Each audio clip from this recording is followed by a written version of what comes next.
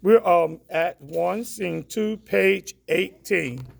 A new owner purchased the racetrack, and after returning from a trip to England to see the horse races and noticing how well dressed those in attendance were, he asked his wife to invite some of the high society sorority ladies in the area to come to the race dressed in their finest attire and to wear a hat to keep the sun off their face. Their husbands also dressed to impress. What is this? A history lesson about the Kentucky Derby? We all knew it was meant for the establishing old money and not some of this Johnny come lately money. The kind of money that attracts trash and not class. You can say that again. When my grandmother talked about going to the horse races, she would smile and speak highly of the rich being able to enjoy themselves away from the common folks. Every now and then she would talk about the little men on the track.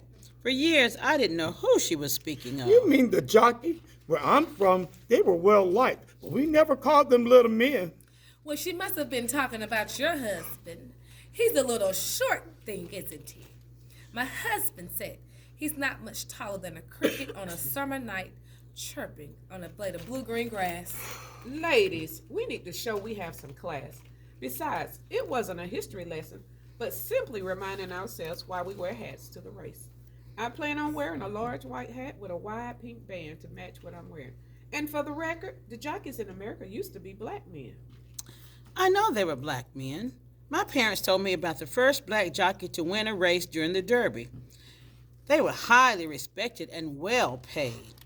This continued until the owners of the Derby, of the horses, decided they wanted the credit and the money. In the 1950s, Hispanic males who had experience working with horses came to the United States. Well, the rest is history. And just what outfit are you planning to wear this year? You had something made just for you? Do tell. Not till you tell me what you're planning to wear. I believe that's what makes the race special, seeing what types of dresses and hats the ladies are wearing. I must admit, some of the hats are right tacky. I know what you mean. Last year, Ruth wore a hat that looked like a robin's nest, complete with little red birds in her full flowing red and black dress. I thought at any moment she was going to fly away. I thought she was going to burn up wearing that long sleeve dress on such a hot, springy day. I wanted to go fan her. Bless her heart. My late husband, William, used to say that the men would place a wager to see who was going to wear the tackiest hats in the grandstands. They would select a few people to survey the crowd in a particular section just to hear what they had to say. You have not told us what color outfit and hat you're planning to wear. Let's just say it's something that's going to make a real statement this year. All right, so we're going to skip this my hat. So we're starting on page 20, up there with Mary Elizabeth. Some of our sorority ladies need to be careful what they're wearing on their head. Some of them look like they were wearing a bouquet of flowers left over from the the Tournament of Roses parade. Did you see Sally Ann Scott last year? She wore a hat with large sunflowers in it. The bees were buzzing around her head trying to pollinate the flowers. Sarah Louise told her, "Sally Ann, take off your hat and throw it over there before you get stung by the bees flying around your head." It caused such an uproar that it started the horses on the track waiting to race. A few people in the stands complained the action caused the horse they bet on to lose. Okay, so we're skipping this song. Our hats describe us. Go. If our hats could talk, some of us would be in trouble. Some of our friends would be in big trouble. The two of you would be in big trouble.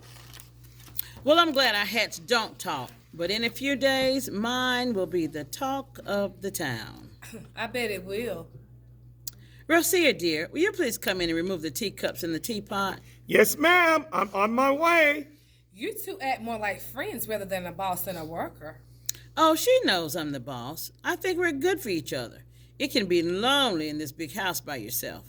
Well, get a dog, find a new man, or both, since they say a dog is a man's best friend.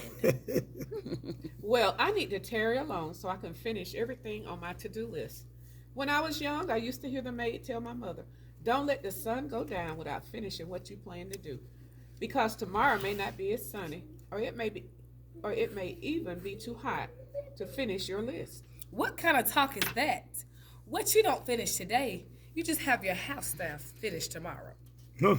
Okay, Catherine, you haven't told us what you are wearing to the race. Is your husband going to let you buy something new, or will you be wearing something you already have in your closet? You have such a large walk-in closet. I bet you have clothes in there that still have the price tags on them. Well, since you haven't shared what you're wearing, neither will I. And for the record, I'm fortunate enough to have a husband who loves me and likes to see me dressed from head to toe. He doesn't worry about money like some of these society sorority ladies whose husband put them on a Don't say it. Don't say it. Don't say it, Catherine. BUDGET budget.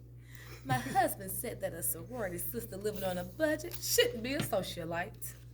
I don't have to worry about a budget at the moment. I guess not. Two dead husbands with large insurance policies would do the trick every time.